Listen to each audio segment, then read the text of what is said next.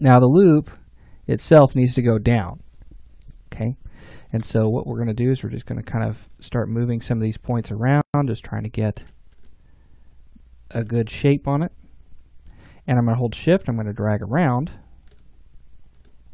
Okay, and I'm going to go right to this point here.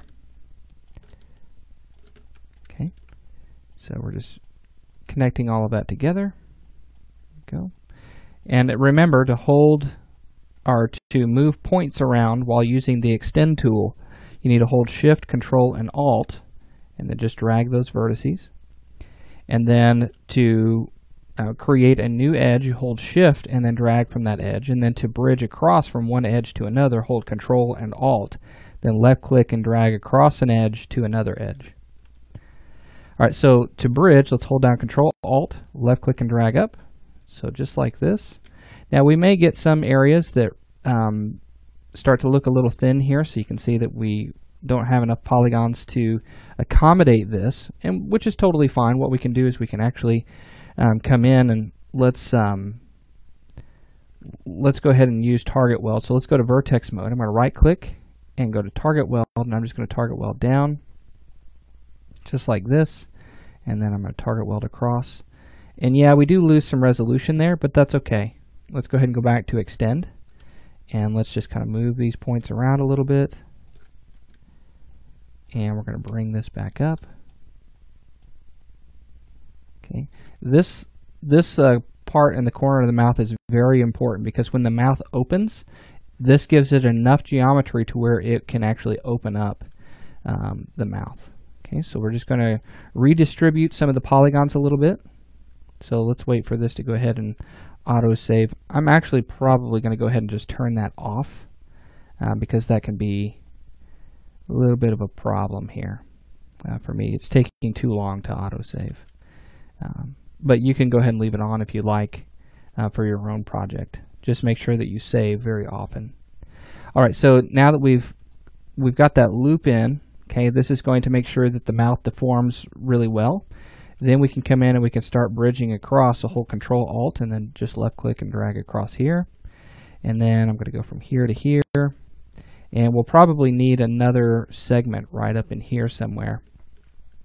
And so you can start making some room for these other segments. Now I know right now that the model looks really ugly at this point. The topology is not the greatest, but what we're trying to do is we're trying to get the shape in, and then we'll come in and we'll nudge the vertices and really start to take care of that topology here in just a little bit. Okay, so we're just trying to get that shape, get it filled in, and then make the final little tweaks. So let's go ahead and go to modeling, and let's go to edit, swift loop, and I'm going to create a loop right here. Okay, and then I'm going to go to freeform polydraw extend, and let's hold control alt and left click and drag across here, so that way we've got these points, and then we can start to move these around a little bit and really start to get the shape that we desire out of the forehead here. Now there's going to be one issue that I have with this. These polygons right here, they're going to continue to go around the eye here, but whenever they start getting small like this, what I like to do is I like to go ahead and turn them in. So a way that I turn a polygon, so instead of taking the loop straight up along the side of this polygon, I like to take the loop that this polygon is on and turn it toward the center, okay, or turn it a different way. So what I want to do is I'm actually going to create a triangle toward the direction that I want the polygons to turn. So hold down Control Alt with the extend tool still selected, left click and drag from this edge to this one, and that's going to create a triangle right here. Then what I'm going to do is I'm going to come into modeling, edit, swift loop, and I'm going to add an edge right here in the center like this. And then I'm going to go to vertex mode, select that vertex in the middle of that triangle and pull that in. So let's go ahead and go to a freeform polydraw extend, hold down Control Alt and Shift, and then you can start moving these points around. So you can see what this does. It took that loop and it turned it toward the center. Okay, but we still have quads with this, and that's good for us. And what this is going to allow it to do is if the face deforms right here in the brow, there's enough geometry to actually get the fold that would happen between the eyebrows. So that's another crucial loop there.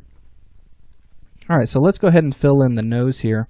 The nose is going to need a little bit more geometry, but I can come in and I can start filling this in, pulling some points around, and really getting this to look nice and neat. I'm going to, excuse me here.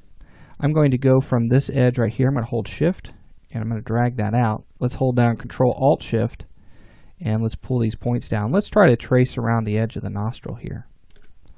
So kind of like that. It's going to come up underneath, and we're just going to go right from